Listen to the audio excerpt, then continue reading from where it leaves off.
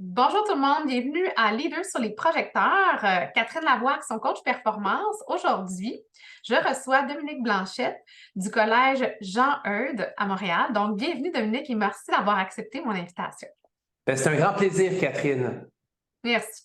Donc, Dominique, j'aimerais que tu nous parles un peu dans ton rôle aujourd'hui de leader. Qu'est-ce que tu occupes comme position, bien entendu, au collège et qu'est-ce qui t'a amené dans ta carrière à ce poste-là aujourd'hui? Moi, déjà, j'ai un parcours très atypique où j'ai débuté dans des mandats de direction à l'âge de 27 ans, donc depuis 2004. Si les gens veulent compter un peu, ça va vous permettre de partager un petit peu mon historique de vie. J'ai travaillé pendant, je vous dirais, une quinzaine d'années de ma vie auprès des plus démunis dans le secteur public, donc d'abord comme directeur adjoint pendant deux ans de ma vie. Par la suite, directeur d'une école primaire de 600 élèves et directeur d'une école à Montréal-Nord, une polyvalente Calissa-la-Vallée, de 2009 à 2017. Puis, à travers tout ça, j'avais envie d'aller vers autre chose, de connaître un autre secteur d'activité professionnelle qui est celui des établissements d'enseignement privé. Parce que j'ai toujours été porté par un fort sentiment entrepreneurial. J'ai toujours été un agent de changement, de vouloir soutenir des projets, puis à quelque part, de contribuer à l'amélioration des milieux, puis de la qualité de vie des membres du personnel, puis des élèves aussi qui m'étaient confiés à ce moment-là. Donc, c'est dans ce contexte-là où j'ai joint le réseau des établissements d'enseignement privé en 2017. Et par la suite, un des rêves que je caressais un jour, c'était d'avoir le privilège de diriger une institution comme le Collège Jean-Eudes, que je considère comme étant une excellente, une des meilleures écoles au Québec. Donc, pour moi, aujourd'hui, c'est un immense privilège parce que à tous les jours, à tous les matins, c'est vraiment le cœur rempli de gratitude que je débute chacune des journées parce que j'ai la chance ici de travailler avec des membres du personnel qui sont des passionnés de l'éducation, avec des enfants extraordinaires, avec aussi un comité de direction. Actuellement, on se trouve dans la salle du conseil, donc c'est ici qu'on fait nos conseils d'administration, mais aussi nos comités de direction. Puis si vous regardez, les chaises sont toutes remplies lorsqu'on se réunit, mais vraiment des gens d'une grande qualité. Fait que pour moi, là, c'est le cœur rempli de gratitude que je débute chacune de ces journées-là parce que c'est un travail extraordinaire. Puis des fois, je dis je suis le gars le plus chanceux en ville, puis je n'ai pas l'impression de travailler. Ouais, je pense que c'est ça la clé, hein? Quand on Oui, trouve oui, notre oui, tout à passion. fait. Ouais. Ouais. Puis qu'est-ce qui t'a amené dans ton processus au début de ta carrière? Est-ce que tu as décidé d'aller en enseignement, puis après ça, de faire ton cours, ta maîtrise en administration publique pour aller gérer des établissements? Est-ce que tu avais un chemin, une carrière déjà toute tracée? Absolument pas. Moi, là, à l'époque, bon, j'étais un gars, j'ai un bon niveau d'énergie, hein, vous allez vous en rendre compte. Et puis, j'ai commencé très rapidement en début de carrière à faire des études de deuxième cycle en administration scolaire, me disant, puis je ne veux pas que ce soit mal interprété, mais me disant que quand je vais être un vieux prof, quelqu'un expérimenté de 40, 50 ans, ben à ce moment-là, si j'ai envie de faire autre chose de ma vie ou de ma carrière professionnelle, ben j'aurai minimalement la formation pour le faire. Puis en même temps, j'étais une personne qui était très engagée beaucoup dans la vie scolaire, dans les projets, dans le développement des milieux. Puis un jour, il y a un directeur qui a été promu dans un autre poste. Puis le directeur de l'école à l'époque m'avait demandé si j'acceptais de le remplacer pour une période temporaire de 6 semaines. Donc pour moi, ce n'était pas un engagement à long terme. Ça me permettait de voir est-ce que j'apprécie ce travail-là. Puis surtout, est-ce que mes collaborateurs vont apprécier, dans le fond, ce que je peux leur apporter, puis comment on peut travailler ensemble. Puis au final, ben, c'est extrêmement positif. Puis c'est comme ça que, par la bande, je me suis retrouvé très, très rapidement à œuvrer à la direction d'établissements scolaires là, à partir de l'âge de 27 ans, comme je le disais précédemment. Fait que ta clé, là, ton succès qui t'a, tu sais, dans tes apprentissages, là, maintenant, avec le pas de recul que tu as, tu penses que Ouais. ça serait quoi la petite étincelle, le petit plus qui a fait que tu as accédé assez rapidement puis que tu as continué dans cette lignée-là? Ça serait quoi, à ton avis? Bien, je pense que la première chose, c'est d'avoir l'humilité de reconnaître que je suis bon dans plusieurs secteurs, mais que je ne suis pas le meilleur dans tout, puis d'être capable de rallier les gens, puis de faire appel à leur expertise. Je pense qu'un gros plus aussi, c'est que gérer des équipes, c'est d'abord d'être en mesure d'établir la relation avec eux, une relation de confiance dans laquelle moi, je manifeste ma confiance dans leur potentiel, dans leurs compétences, puis dans lequel aussi ils vont me faire confiance, puis ils vont reconnaître cette préoccupation-là.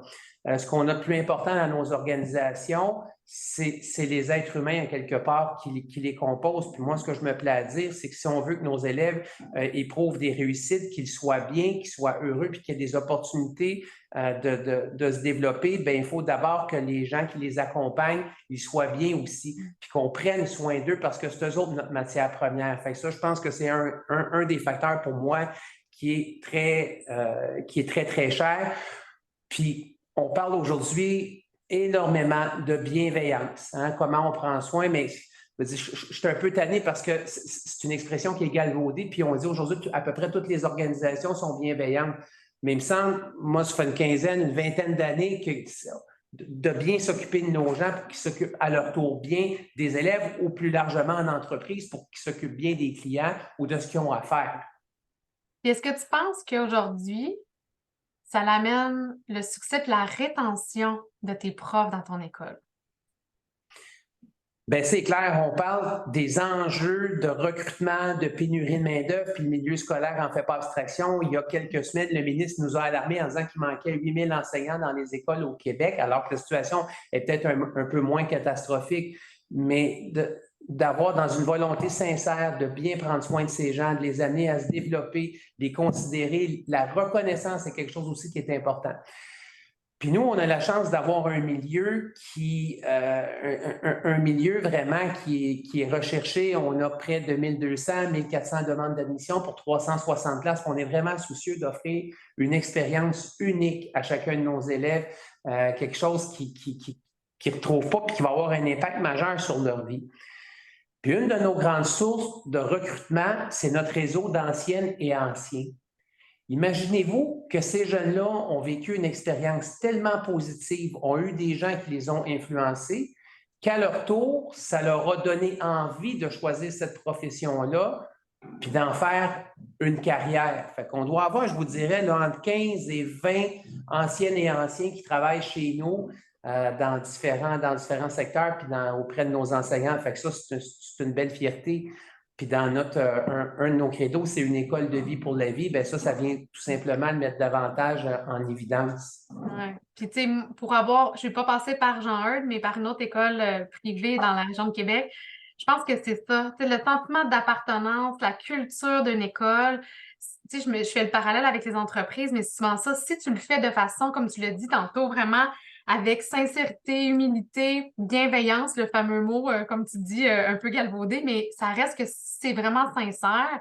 Puis avec authenticité, les gens, c'est ça qu'ils veulent redonner, puis ils veulent contribuer. Puis moi, encore aujourd'hui, je suis pas à Québec, mais quand je parle de mon ancienne école, je suis faite une ambassadrice pour la vie, puis tu l'as bien dit. Fait que je peux comprendre cette force-là, puis les entreprises devraient s'inspirer des instances d'enseignement comme les vôtres parce que ça reste que vous avez cette force-là, un peu comme les collèges américains, les universités anglophones, qui ont une force au niveau du sentiment d'appartenance, mais qui fait toute la différence pour le recrutement puis la rétention, bien entendu, des employés. Absolument. Puis, si vous voyez sur le mur qui est à ma droite, c'est une synthèse de notre plan stratégique, mais nous, dans les valeurs qu'on porte ici au Collège Jean-Eudes, bien évidemment, l'excellence. Puis quand on parle d'excellence, c'est pas de dire on ne demande pas aux gens d'être parfaits, mais de donner le meilleur d'eux-mêmes chaque jour, puis d'avoir hâte de venir au travail, puis d'avoir le sentiment d'avoir donné le meilleur d'eux-mêmes, mais il y a aussi la notion de fierté. À tous les ans, on monitore 5 indicateurs auprès de nos membres du personnel, puis sur une échelle de 0 à 5, le niveau de fierté ici est pratiquement de 95 pour tous nos 150 employés réguliers. Fait que c'est quand même très, très fort, là, cet aspect-là. Puis justement, la fierté par la suite, elle se partage auprès des élèves. Fait que je pense que tu viens de nommer un élément qui est quand même clé, c'est-à-dire les 5 éléments clés de performance dans ton organisation. Fait que tu as nommé la fierté, vous le mesurez, vous vérifiez avec vos employés leur score. Fait que ça, je trouve que c'est vraiment quelque chose à bien mettre en valeur. Est-ce qu'il y en a d'autres critères comme ça que vous partagez puis que vous faites vivre à l'intérieur de, c'est soit des valeurs ou des critères de performance, là, mais que vous faites vivre dans votre organisation? Puis, est-ce que vous pensez que c'est comme ça que l'entreprise continue de grandir puis d'évoluer? Bien, je pense qu'il y a deux choses à travers ça. Il y a les 5 valeurs qui guident chacune de nos actions. Comme je le disais tout à l'heure, il y a l'excellence, la fierté. On veut être des leaders aussi. Des leaders dans nos champs d'expertise, puisque chaque personne, que chaque enseignant soit le leader de sa classe, soit un leader, on veut être aussi leader dans notre communauté, être des agents aussi pour favoriser la créativité. Puis un des mandats qu'il a donné à l'équipe de direction, c'est d'avoir continuellement la porte ouverte et d'accueillir des propositions, des projets, puis être des agents facilitateurs là-dedans. Puis finalement, toute l'importance du travail d'équipe, parce que tantôt, je parlais de la grande qualité du comité de direction ou des gens qui composent notre organisation, mais quand on met en commun toute cette force-là, bien, c'est une richesse pour nous autres qui est inestimable. Fait que ça, c'est ce qui concerne les valeurs. Au niveau des indicateurs qu'on évalue à chaque année, la première chose qu'on évalue, c'est le niveau général de bien-être. Comment nos gens se sentent lorsqu'ils amorcent chacune des journées? Comment ils se sentent? Deuxième élément, j'en ai parlé tout à l'heure, donc le niveau de fierté, leur niveau d'engagement et de mobilisation. Comment eux situent leur niveau de mobilisation sur une échelle de 0 à 5? Écoutez, il y a une autre affaire qu'on challenge à chaque année, le niveau de confiance qu'ils manifestent dans la direction sur une échelle de 0 à 5. Je ne m'attends pas d'avoir 100, puis ce serait utopique. Mais le fait d'avoir des seuils qui sont autour de 85-90 puis même, je dirais, moi, comme consommateur, ou quand on me demande mon avis sur une échelle de 0 à 5, quand je mets 4, là, c'est parce que je suis bien content. Fait que le fait d'avoir un niveau de confiance dans la direction qui est près de 85 pour nous, bien, c'est un levier. Parce que si on n'a pas cette confiance-là dont je parlais tout à l'heure, ça va être pour nous impossible de faire quelque sorte de développement organisationnel qui soit. Si cette confiance-là mutuelle n'est pas là. L'autre chose qu'on mesure, c'est la qualité de nos communications. Ça, c'est le dernier indicateur qu'on mesure, puis c'est celui qui sort toujours le plus faiblement. On fait aussi on monitore auprès des parents là, quelques indicateurs par rapport au niveau général de satisfaction. Les parents ELSA, on communique beaucoup avec nos parents. Notre personnel aime peut-être moins ça qu'on communique autant. Alors là, on essaie de faire différentes choses. On a regroupé l'ensemble de nos communications dans ce qu'on appelle une infolettre qui est publiée tous les mardis. Et puis, on mesure aussi le niveau de comment je me sens reconnu par la direction. Échelle de 0 à 5. Puis encore là, on peut toujours mieux faire. Mais on avait fait une étude de marché en 2019, puis le niveau de reconnaissance était à 70%. Puis, on est au-delà de 85-87%, toujours échelle de 0 à 5. Fait qu'il y a quand même eu beaucoup de choses qui ont été mises en place par la direction pour promouvoir la reconnaissance puis dire à nos gens, c'est vous les premiers moteurs de notre mission, là, parce que si on n'a pas de personnel, on n'est pas capable de faire rouler le collège Jean-Eudes. Donc, c'est des choses qu'on met en place. Bien, c'est vraiment inspirant. Puis, tu sais, ce que j'entends beaucoup, tu sais, vous avez appliqué la théorie. Tu sais, on enseigne souvent des affaires en coaching puis en formation. Puis là, je le vois de façon concrète, appliquée, engagée un gestionnaire. Est-ce que tu penses que la clé, c'est que toi-même en haut de la pyramide de ton établissement, tu y crois? Est-ce que tu penses que ça fait une différence dans le succès, puis dans l'onboarding, puis aussi l'engagement de ton équipe autour de toi? Ben oui, c'est clair, parce que ça part de ce qu'on est comme leader, puis à quelque part, les gens sont le reflet de ce qu'on est, puis il faut d'abord appliquer à nous-mêmes ce qu'on veut voir naître chez les autres. Fait que oui, on a une grande responsabilité, puis je pense pas, j'ai la conviction profonde que ça part d'en haut, parce qu'il y a des études très, très clairement qui démontrent, j'aime pas le mot performante, là, mais je vais expliquer un petit peu, là. Les études universitaires révèlent qu'on n'a jamais été en présence d'une école performante, ou on pourrait dire plus largement une organisation performante, en l'absence d'un leadership performant. Alors, si la tête, c'est tout croche, puis on a des gens qui ne savent pas où ils s'en vont, puis qui ne sont pas, c'est normal que ça va rejaillir dans toute l'organisation. Puis, ce qui amène ça, je veux dire, c'est moi, comment je me ressource, comment on a des petites bibliothèques où on est continuellement en veille stratégique, on veut s'améliorer. Et puis, donc, ça part beaucoup par ça. Puis être en questionnement, c'est normal hein, d'avoir toujours de se questionner, d'être, tantôt on parlait d'avoir un sentiment d'imposture, d'avoir ces éléments-là. Puis peut-être que c'est même sain, mais il faut apprendre à se faire confiance là-dedans, puis à grandir. Non, puis merci d'amener cet élément-là parce que pour moi, c'était mettre en lumière. Souvent, les gens disent, ah, je suis rendue à un certain niveau. Puis, tu sais, avec l'expérience que tu as, tu pourrais dire, ben, j'ai fait mes preuves, ma formule fonctionne, mais non, tu sais, tu es en constant apprentissage, constant recherche de développement, engagé aussi dans cet agent de changement-là. Puis moi, je fais souvent l'analogie avec un arbre. Si l'arbre il arrête de grandir, qu'est-ce qui arrive? Il meurt. Exact, tout à fait. Fait que c'est Tout à souvent ça. fait. Fait que moi, ce que j'aime beaucoup, ce que j'entends, être un leader inspirant, c'est être un leader humain.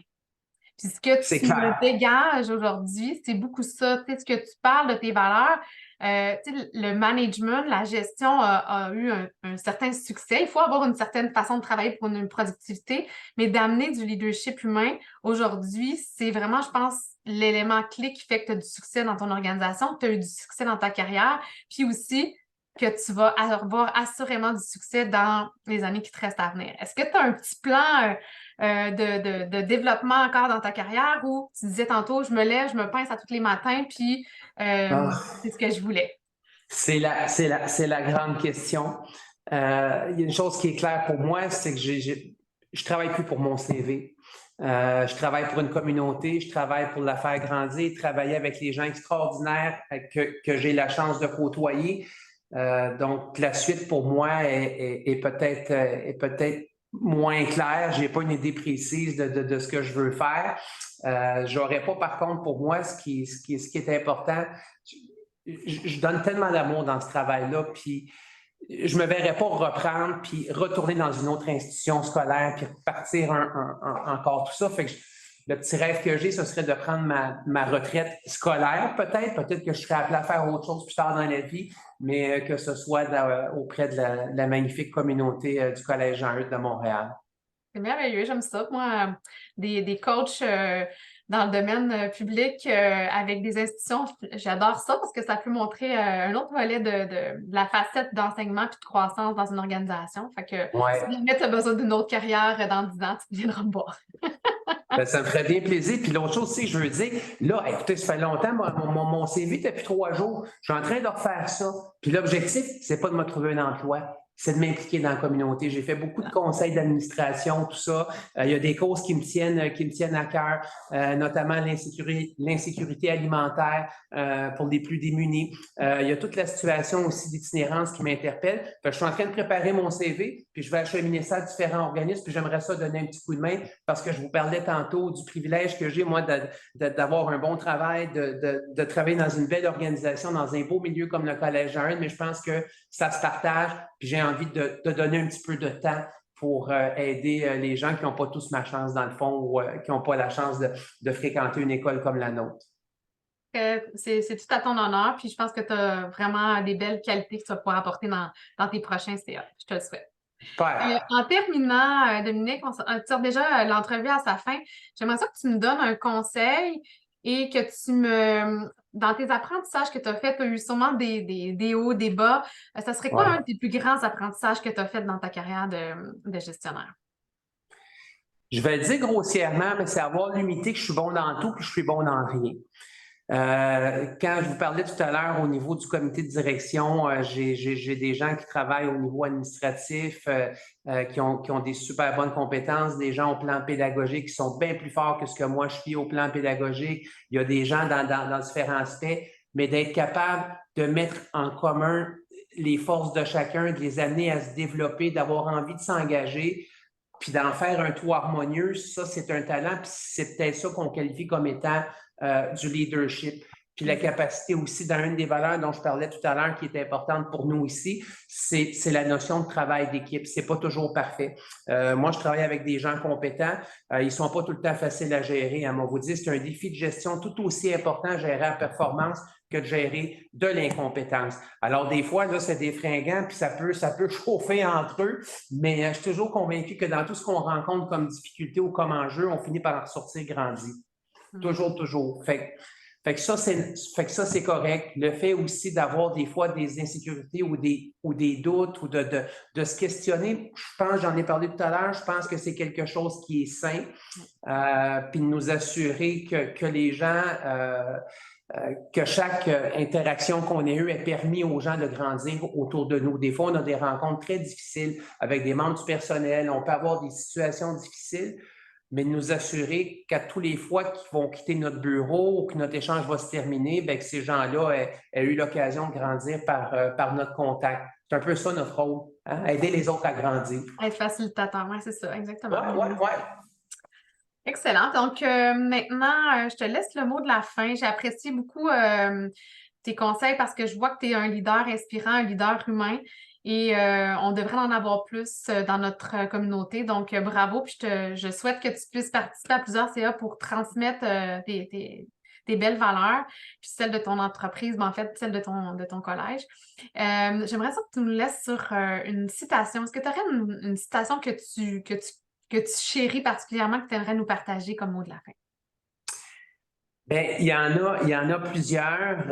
Une que je trouve, puis je viens juste d'en parler, c'est une fille qui s'appelle Nancy Friedman, qui avait dit ben, que la seule obligation qu'on a dans la vie, c'est de nous assurer que les gens, par notre contact, ne les a pas diminués, mais plutôt les a appelés à grandir. Hein? Comment? Puis c'est un peu ça que nos enseignants au Québec font chaque jour. Hein? Ils permettent à des enfants de grandir puis de se développer. Bien, notre rôle aussi comme gestionnaire, comme leader ou comme dans tout ce qu'on fait, bien, c'est de dire comment on peut contribuer à rendre le monde plus grand autour de nous, tout simplement, avec toute l'humilité que ça suppose. Tout à fait. Moi, je pense que le petit conseil ou le petit coup de pouce que tu peux donner, ben, ça l'amène du positif dans la vie de quelqu'un. Puis à ce moment-là, ben, tu as changé peut-être sa trajectoire qui fait que lui va impacter une autre et une autre et une autre. Fait que, moi, je me dis, c'est comme une petite goutte dans l'océan, mais on fait grossir l'océan toute une goutte à la fois. Fait que, En plein ça, tout à fait. excellent. Ben, je te remercie infiniment d'avoir accepté mon invitation. Je vais inviter les gens à aller voir ton profil, voir si tu as mis ton CV à jour pour tes prochains CA sur LinkedIn, mais aussi aller voir aussi ton beau collège, comme tu disais. C'est tellement inspirant. On est dans une période aussi là, de choix d'école. C'est pour ma part l'année cruciale, la 6e année, donc on est dans ce processus-là. Fait que je vais inviter les gens à aller voir un peu aussi le collège puis tout ça. Donc, dans la bio, ils pourront avoir le lien et bien entendu, pouvoir connecter avec toi s'ils veulent continuer la discussion. Parfait, c'est un plaisir, Catherine. Merci beaucoup. Merci. Au revoir. Au revoir.